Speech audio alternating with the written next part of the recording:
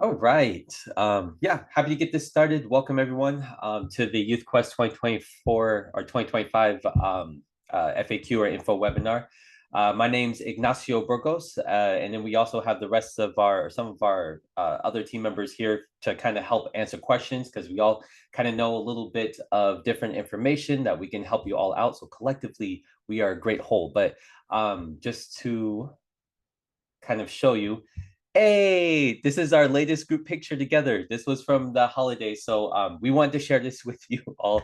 But yeah, I'm Ignacio. We also have Jocelyn Rodriguez on the call right now. We have Vicky Webster and also Kim Homer Vagadori. So hello to everybody. So yeah, thank you for making it and for really being passionate about this cause because the whole point of Youth Quest is really providing a forum and an avenue, a space for young people to be able to come forward and put their voices to use and be able to practice these leadership skills that they've been training for all year through your coalitions. So yeah, we provide that space for all the youth statewide to be able to see their fellow peers that have been doing advocacy work because as we know like it sometimes it can feel like sort of lonely, right, to be so passionate about something but not have the big community to be a part of. So this is providing that opportunity. It's also providing an opportunity for our youth advocates who are working at the grassroots level, right, to bring information from their communities to their legislators, to their makers in general. And then lastly, it's really a great opportunity for our young people, our youth leaders, to show their power and present that to the decision makers that they get to meet and talk to and provide like a process of impacting change. So all of this is not possible without the youth leaders involved. That includes the youth board or all of our board of directors. And to model that, just to put that in practice, the Youth Quest event in general is all created. The vision is created, the theme is created, and all of the messaging, the key messages, the campaign all together is created by the youth board, right? So as I said, they create the logo, the key message that they share with all the rest of the state to really bring everyone together around the theme, whatever's relevant to them that they feel has been impacting them. And they represent a lot of different jurisdictions too. So that's coming from some of your own neighborhoods, these priorities that have come up even in this past weekend when we were talking with the youth board to see what were some timely issues. And just to give you a sense of the scale of this event of Youth Quest, last year we had a total of 58 coalitions. That's a lot. That's a lot of jurisdictions that are represented. So it's a big deal to come to this event. And also we had about 400 youth and adult partners, but that's majority youth because typically we tend to only allow 1 to 2 or 2 adults per coalition to be present because we really want the majority of the presence to be young people. We want them to be seen and them to really be in the space where they are, again, leading, not just in their vision and in their mind, but also in the aspects of their space and their body, right? So it's also very symbolic for us to make that the case. But the location of Youth Quest this year, just like last year, is going to be held at the Sheraton. And we're going to be talking about the details with the location in downtown Sacramento about where you can find parking, how to get there. And also, we can provide information on places to find lodging because sometimes it's easier for people to stay the night before. So it makes it a little easier to attend the event. Ignacio, if I could interrupt with the last slide. Hi, everyone. My name is Jocelyn, and I just wanted to let you all know that we have reached out to the Sheraton Grand Hotel, and they actually let us know that they are providing state rate the night before Youth Quest. So for those of you who are traveling in from a long way, you can go ahead and go on their website to book the state rate. We do not have a room block, but they let us know that if you go on their website, you're welcome to book the state rate there. Just make sure you have some type of proof or a letter or something to show them once you get there.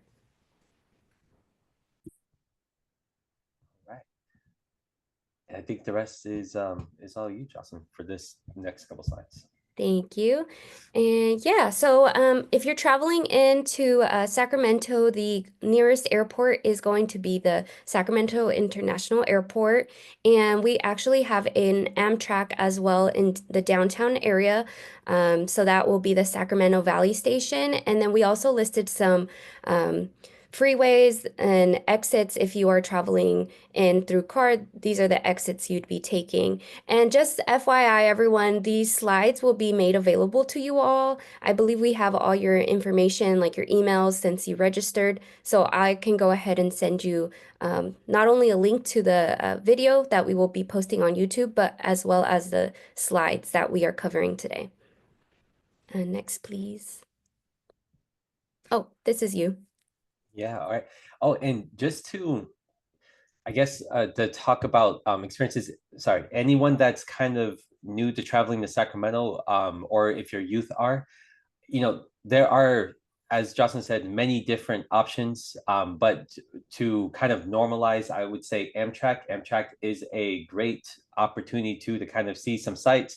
It takes a little longer, but it's also a little more stress-free, and it's very where the Sac Valley station is. It lands very close to the whole downtown area, sometimes within walking distance, if not a small carpool to the event, but also a lot of the lodging there. So just wanted to put that out there. All right, but yeah, so this is the typical agenda that we have, though it might have some slight changes, but for the most part, this is going to basically be the flow where we start with registration. We kind of get into the training, where we have a little bit of like breakouts and sessions for people or the audience to be engaged and do a little bit of development themselves, especially after they've learned the information of how to create messaging and how to present to decision makers. We provide time and guidance right after the training. So so you'll have time to prepare that, and then we go out and we do the thing, right? We do the march. We go and break off after the rally to meet with our decision makers. So that's the typical flow. I'm going to go into a little bit of details, but not too much, just to kind of give you a sense of what to expect. So yeah, in the morning, we have that whole hour time for registration. This is time for people to come and get breakfast, kind of see the location, kind of transition into the space. If you can get there earlier, great. If it's harder for you to get there on time, that's fine. We'll still have people outside manning the tables and making sure that you're able to get in, get signed in, get your T-shirt for the event, and also still get food and beverages that you can bring into the space. But usually, before we actually begin, we still we make time to mingle and play music. So we try to make it an inviting sort of a environment right from the beginning. So once we do begin the event, we usually have some sort of welcoming discussion. I believe last year was the first time we had a youth tribal land acknowledgement, sort of. But this was a way to really just provide an inclusive space and, again, provide another opportunity for youth to really take that role of leadership and be able to show up and be seen. So this year, I think we are going forward with the plan to have another youth tribal land acknowledgement, but also we're going to be having the youth board give their introduction as well, and have a little bit of like icebreakers and engagement. So again, this is all about just helping everyone transition to space, because before we talk about all the information, we really need to make sure everyone is comfortable and they feel welcome. Otherwise, all that that engagement is not really going to be as effective. So we really do intentionally make this provide this time and make the space for that to happen. So when we get into the key messages, this is when the youth board is going to be really educating on what their perspective of the issue was and how to really talk about that to decision makers. They're going to provide a lot of the their observations that they had, the research that they have found, and really how to build the narrative around that. And just to kind of give you a little sneak peek, this year we are pretty sure the theme is going to be put big tobacco on mute, right? We'll get into more details as time progresses with the actual key messages, but the whole theme behind this was really circling around the tobacco industry's innovations as of late, especially not just with social media, with tech, including technology in their products, finding new ways to really try to promote and market to young people in our communities, especially around this smoke-free future narrative that they've been creating. So the whole idea is really, again, putting the tobacco industry on mute, not allowing them that space to really talk about this future that young people want to create for themselves. So yeah, that's where we're at right now. More to come. Very excited. I think it's a very powerful theme, and they did intentionally decide to go with this one line, not have like 3 or 4 lines that rhyme. So they're like, this is a very powerful statement, and we really want that to register with everyone. All right, and then after the key messages, we do provide an opportunity for the rest of the audience to come up and partake in really not developing the chants, but to take part in the chants. And we get a group of young people to do a what's it called, a competition, so that we can decide our chant leaders. So this is very fun energizer, a good way to get everyone engaged, get the energy rising before we actually go back into preparing for our march and our meeting with decision makers. Right, so just let you know, yep, there's going to be that training on how to do or successfully conduct legislative visits. How this is going to look, we don't quite know this year, whether it's going to be a bit more engagement. We're going to have breakouts potentially, but we'll see. But there's definitely going to be time to prepare everyone and let them practice these skills. And then after the training again, we're going to provide time for everyone to actually develop those strategies, talk amongst your own group. And this is where the coordinators are going to be, coming into this space to provide support for your youth. Of course, we want your youth partners to really lead this discussion, and we're hoping that the adult partners are going to be helping to facilitate that. We can provide support, so don't worry if you're kind of new to this space. We'll have our staff and our youth board members kind of going around to make sure everyone is getting the support they need. And if you have any questions about the details about the key messages, they're having a much longer exposure to this information. So they'll be able to really shed light on sort of where they're coming from and how to transition that information for your legislators. Right. So around 12:30, this is the very exciting time when we actually do that march towards the Capitol. It's high energy. There's sometimes it can get confusing about where we're going, but we definitely have guides along the way. And just to let you know ahead of time, we're probably going to be reaching out to a few coordinators to see if we can get volunteers to help be those guides when we're talking about crossing the streets and making those turns, to make sure all of the youth are able to reach the Capitol safely. But I believe, and Kim and Vicky, you can add a little more details on this. Usually we have been successful in blocking some of the streets so that we can travel more safely, but can you speak on that process a little bit more? Yeah, hi everyone, this is Kim. Let me see if I can put my face on for you all to see me. So we typically, we work with the CHP, which has jurisdiction over the Capitol. And when they know that we're coming, sometimes they will come out, and they have horses. And so sometimes they'll come out and help make sure that all of the young people cross. But we're pretty strategic with our march route, just making sure that we are able to keep all the young people together, cross as few streets as possible. And when we do have to cross streets, that's where we have adult partners who are lined up both sides of the street to make sure everybody gets through. But since we've been doing this event for so long, we have a really close relationship with CHP partners over at the Capitol, and they're very supportive of this work and the young people. So they make sure everybody gets to the Capitol the best way and gets over there safely. There is quite a lot of construction going on right now. So We usually meet up with CHP the week before and do a walkthrough from the Sheraton over to make sure that we're also staying clear of all the construction. And then they keep us posted too on what other action is happening at the Capitol that day, if there's any protests or anything else that might get in our way. So it's very well thought out, very taken care of. So everyone is safe and gets there just like they need to. Right. And thank you, Kim. And so after that march, that's when we're going to be partaking in the rally speech.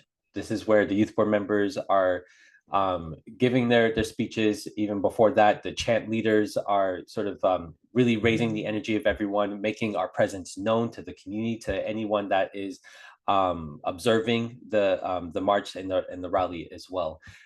So once that is complete, that is going to be when we all go into our individual groups to go meet with our legislators. And this can be, this is like a 2-hour period. Everyone's going to have different appointments. So it's sort of a staggered list of appointments. And this is, yeah, so what I was trying to say is we're going to be organizing that on our end, making sure that you get a time with your legislator. We're going to communicate that with you all. Those details are going to be coming, so you don't have to worry about that. And I believe any smaller groups we tend to put together so that they are meeting with their legislative and as a bigger group. Okay, and I'll go ahead and pass it to Jocelyn. Thank you. Alrighty, y'all. So I'm gonna go over how to navigate our website. So our website is at cynonline.org. And once you go on there on our homepage, we will have the event information. And if you click that button, it's going to take you to another page where you can find a downloadable PDF as well as the FAQ. That's also a PDF, and then a pre-event training module if you are interested in viewing that or sharing with your youth before you come to Youth Quest. All of that information's on our website. Okay, and now I'm going to go over capacity and costs. So we do have a ratio limit of 2 adults and 6 youth per coalition. And if you are wanting to bring more than 6 youth, we do have a wait list that will be, I'll go over the wait list, but we do have a wait list if you want to bring over 6 youth. Now, the 2 adult and 6 youth ratio is per coalition. So if you have an organization that is bringing 2 or more coalitions, each coalition is welcome to bring 2 adults and 6 youth. And of course, we always have special circumstances with like school administration and anything else that could be a special circumstance. You're welcome to reach out to me and I'll see what we can do on our end. And as far as costs go, this is a free event for CTPP funded organizations. And if you are coming from a 2P program, we are requiring a $90 fee per participant to attend. Okay, now is the registration steps. So we actually phase it out in 2 steps. The first step is a coalition registration. This basically lets us know that your coalition is interested in coming. And so a lot of you must have already done this, and I've already seen it on my end. And when you go to register your coalition, it's going to ask for coordinators' names, contact information, anticipated number of youth, which offices you want to visit. And this is very important because on my end, I will be reaching out to the offices to let them know how many people are going to be in your group and who you want to meet with. So you probably have not heard from me yet, but I will start reaching out to people who've registered on by end of day Tuesday. I will be sending out the links for phase 2. Phase 2 is going to be our youth registration. So when I reach out to the primary coordinator, there will be 2 links in that email. One of the links is going to be to a Google Sheet, and the Google Sheet will look like what's on the page right now in the bottom right-hand corner. That is where you're going to input your youth's names, and anyone that is going to be on the wait list will be listed below the yellow line.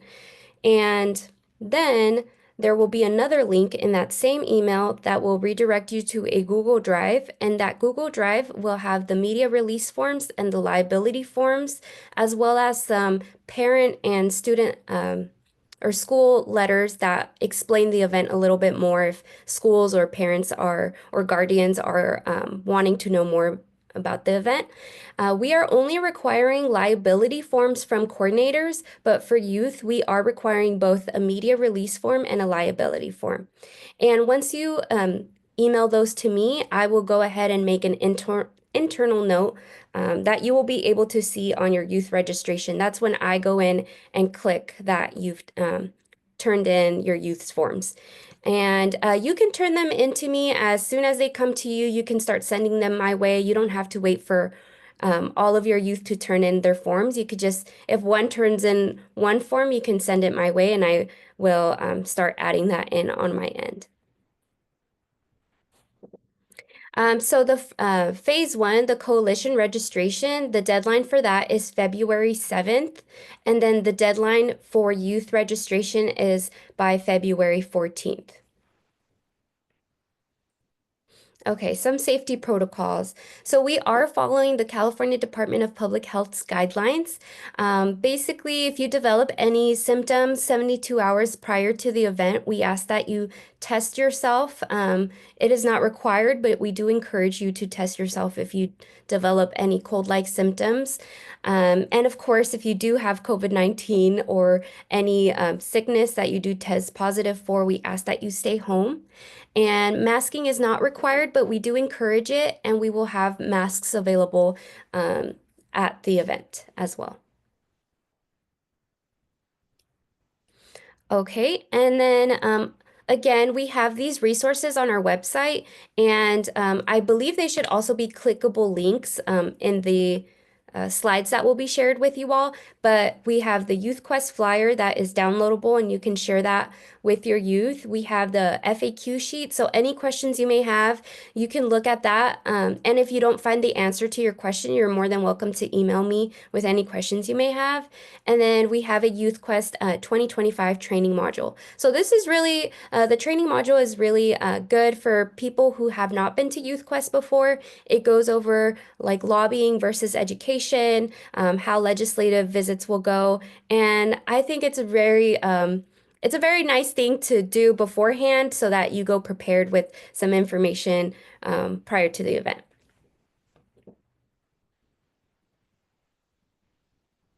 Okay, and then we have last year's Youth Quest 2024 highlight video here that we want to share with you all, just so you can get a better idea of what to expect.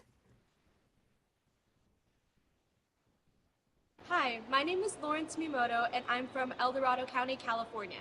Today, we're here at Youth Quest 2024, a gathering of youth-related groups all here to advocate for improved tobacco policy, and I'm so excited to be able to have a great day full of youth advocacy and collaboration.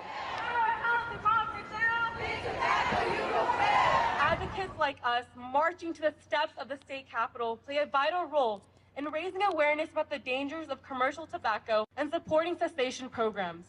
We stand united, speaking up, speaking out, saying enough.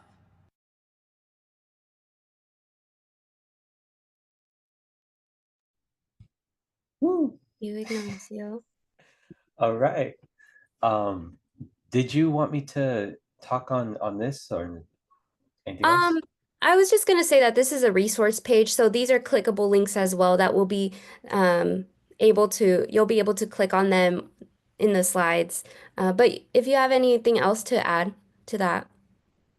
Yeah, and I think that's it. Just about the video, shout out to last year's youth board. Again, this is a youth-led event. We start with the youth board planning and organizing, creating the Youth Quest event. So yeah, want to give credit to them.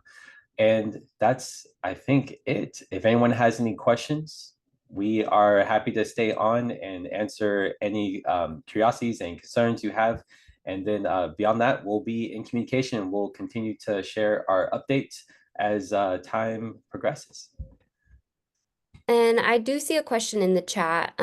So confirmation emails will be sent by end of day Tuesday. I believe Monday is a holiday and I'm in the midst of moving right now. So, but by end of day Tuesday, I will send out an email to you all with instructions for phase 2.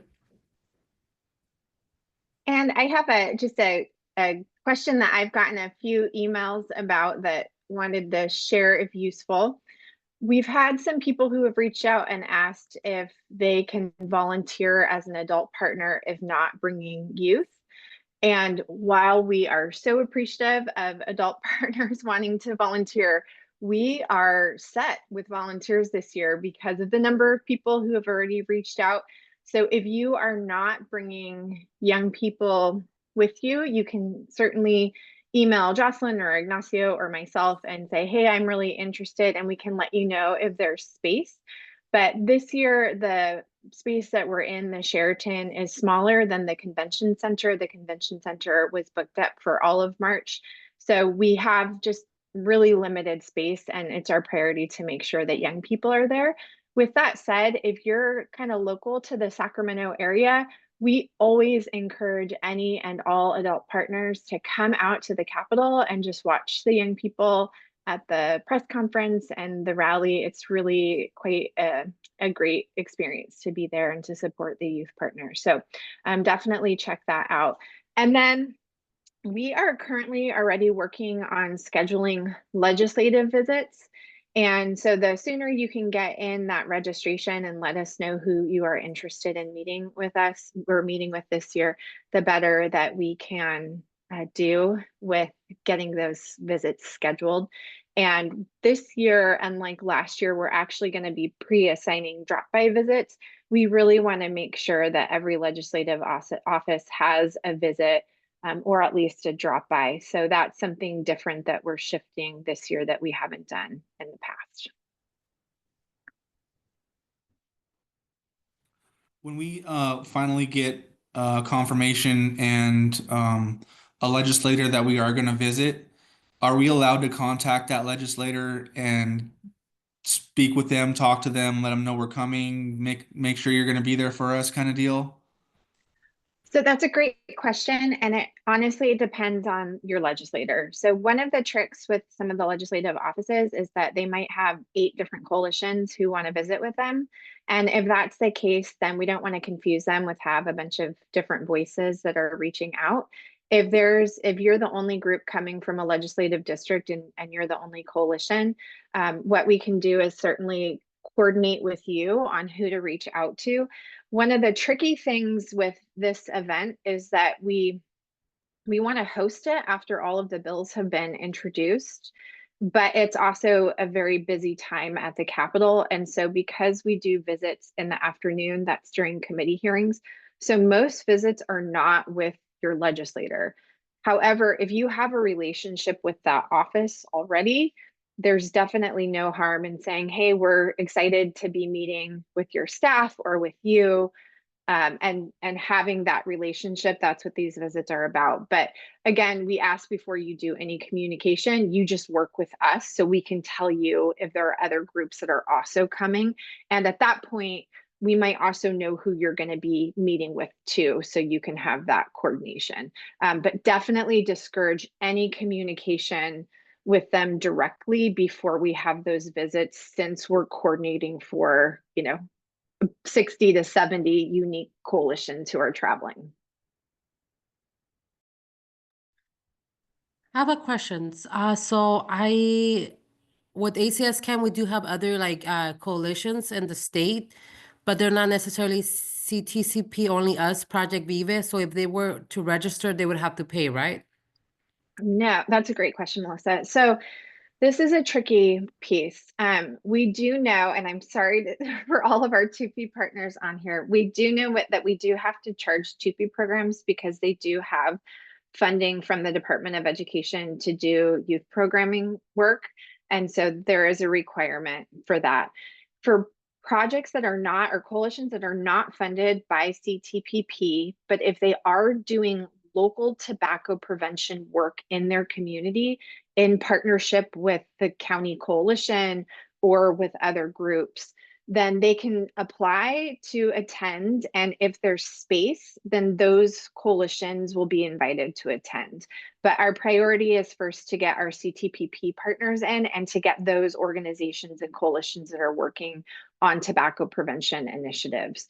So if we get a coalition that reaches out, you know, this is something we're watching right now because there's a lot of youth substance use work happening, and they come out and they say, yeah, we want to go, this sounds really cool, but they're not working on tobacco prevention. As much as we would love for those young people to have the opportunity, this is a event that's solely focused on tobacco prevention. So Melissa, have those coalitions apply, and then they'll go on the wait list if they don't have direct funding. But if they are doing tobacco prevention work, we're doing everything we can to try to get all of those young people to Okay, perfect. be They there. are, and a lot of them are in the Bay Area. And I was going to Okay. ask a second question. So, each organization, each coalition is in charge of, like, for us, we have to fly. We're in charge of our flights and our hotel accommodations, right? Correct. Okay. Yes. Yeah. So you all, yeah, this is different from our youth conference where all of the local organizations are responsible for all the coordination to and from the event. But if you need guidance, where to fly into, what hotels to stay at, any of that, definitely let us know and we can help provide some guidance on that. Awesome. Thank you so much. I have a question, Kim. I'm sorry. This is Michelle from Riverside, and we do have several youth groups that we're working with, you know, with our coalition on tobacco campaigns. So with the wait list, my question is relating to the wait list. How are you all going to handle the wait list in terms of, I know you probably will have a long wait list, but how will the wait list be handled? And how soon will we know for those that, because I have more than 6 that I'll need to send, along with more than 2 coordinators, because they're in different jurisdictions. So I just want to kind of know how that's going to work. Yeah, that's a great question. So this is where our team, we look at all of the registrations that are coming in. And so if an organization, for example, Michelle, I think your example is really, really good. So if you all are working with youth serving organizations that are part of the local county coalition, but they're not directly funded by CTPP, or maybe they're a subcontractor of yours, they're one of your community organization agreements. If that's the case, they just need to note that in the registration and they'll automatically come in. That additional wait list side for us is more so for right now. We have a lot of Prop 64 funded organizations that are not doing tobacco prevention. And so we need to make sure that the groups who are here are doing local tobacco prevention work. So again, local youth serving orgs, they're part of the community coalition, they're involved with an LLA or competitive grantees advocacy work. Those young people are the young people that we want here. So when you all register, we want you to register by your coalition and jurisdiction. So I'm going to use, I don't know if Glenn County is on the call, but I'm going to use Glenn County because they're a really good example. So last year, Glenn County, they have 3 different coalitions that they're working with in different jurisdictions. So those young people all have a similar identity in terms of the coalition name, but they are in 3 different cities, 3 different high schools doing different work, but all working together with the local lead agency. So they registered as 3 different coalitions. And so they were able to bring 6 youth and 2 adult partners from each of those high school coalition sites. And then they ended up able to bring just a couple coordinators for all of those young people. So we really want you to organize by or register by that coalition. And then once we get all of those coalition names, we're going to look at the wait list of everybody that's on the CTPP side. So those youth coming with a CTPP funded coalition or a coalition that's directly working with a CTPP funded organization, those youth are going to get priority in terms of wait list. And we do look at it by registration date. So if we have full coalitions that are already, everybody's registered, all of their stuff is in, and there's still space, we start to let people in from there. If it's, you know, the day before and we're like, we still want more people to come, just communicate with us and let us know. But that's the way that we're going. And then if we get to all of this and all of our partners who are funded by CTPP, our 2P partners are in, then we'll go and we'll look at the other organizations who are not directly aligned with CTPP funded work. And we'll say, okay, you know, you're doing tobacco prevention. Here you can come in, but we want to connect you with our LLA partners. Because again, the goal is to support that tobacco prevention work that local coalitions and organizations are doing. Did I answer the question, Michelle? Yes, thank you, because it does, because we have groups that are working on countywide initiatives, which are, you know, the TRL and commercial tobacco campaign. So Yep. we have groups from all over the county, and it's kind of hard to to decipher like who we can send and who can't, and when they're all really motivated and really committed to doing the work. So thank you very much.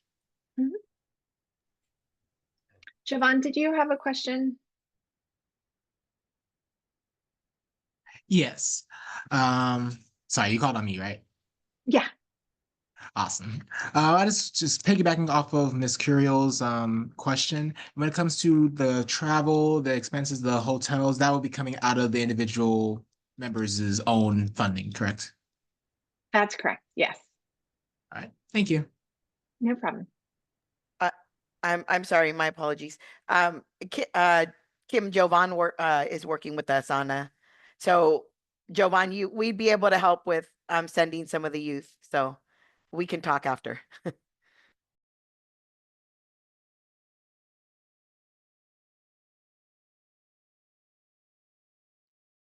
Are there any other questions? And know that if you think of something after this call, feel free to reach out to anyone from our team. Jocelyn really is the point of contact for all things logistics, registration, ledge visits, all of that stuff. So just reach out to her, but you can also get in touch with Ignacio or Vicky or I, and we can help get you whatever you need.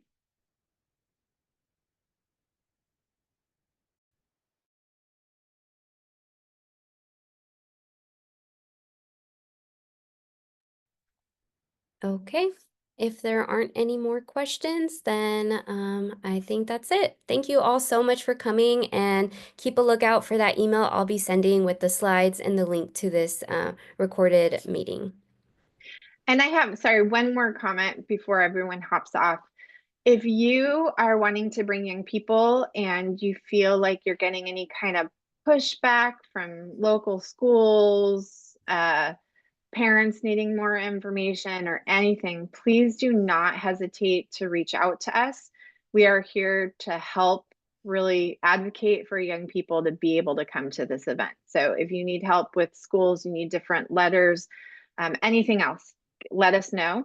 And also the materials that Jocelyn's going to be sending out in terms of letters and paperwork for families to sign will be available in English and Spanish. But if anybody needs an alternative language, keep us posted and we're happy to get it translated. I've got one more question for you guys. What about the weather? If the weather is not good, if it's raining too much, is it still marching? Do you guys giving umbrellas and ponchos? What's the deal? We're rain or shine. I want to knock on every piece of wood I can find, because we had a torrential storm come through a couple years ago, and the weather literally opened up 15 minutes before we marched to the Capitol, which was amazing. But we get ponchos, or I think we actually have ponchos from that year that we never had to use, but we do get ponchos. If it's horrific winds or anything else, we do make adjustments, but we keep track of everything. But for the most part, the whole morning training piece is all indoors, and then the majority of legislative visits are all indoors. So most of the event can still take place. It's just the march and the press conference that might be altered. Are you guys partnering with any businesses or restaurants or event companies to provide any kind of services or recommendations for groups? We don't do that simply because, well, this event continues to grow and we have more people who are traveling overnight, which is also why we don't typically have a room block, because in the past, most people just come for the day and then leave right afterwards. But we can certainly make some recommendations on fun places to go, different things to check out, but we don't have any partnerships with local businesses in terms of offering discounts. Okay, thank you. And then there's no like network or like I don't know, platform that everybody's linked together on. Does that make sense? Like some chat group that everybody at Cyan and Youth Quest has games or stuff and crap on? Is there stuff like that? Chat and things like that? There's not specifically for Youth Quest, but monthly Ignacio does host a strategy exchange for all youth coordinators to come and share and check in. And so that's definitely a good place to be checking in and sharing. And then our team is actually, we're in the process of talking with our youth and young adult board about expanding networking opportunities, both for youth and adult partners and coalitions and what that looks like. So hopefully we'll have a stronger presence in the networking space for everybody to connect, but definitely encourage participation in the strategy exchange. And that's a good place to learn from each other and share things and connect with peers. And Ignacio, if you have that information, if you want to drop it in the chat for the next call. Yep, I was just about to put that in. So yeah, I believe so I see plenty of you that are already part of or that communication. So here's if you want to get connected, there's the link to register for the Youth Strategy Exchange calls. Yeah, we meet monthly. We talk about a lot of these things. Youth Quest did come up, even getting feedback from anyone that has been a part of it, any recommendations. So if you want to be plugged into that and just be part of that discussion and community, that's how to get connected. And even if you can't make it physically, I still send out monthly updates, so you will still know what's going on and what took place in our conversations. And just closing comment as we jump off, our hearts from CYN are with all of you in Southern California who are being touched and impacted by these awful fires. Hoping things shift around soon and you all take care of yourselves and your lungs and your mental health.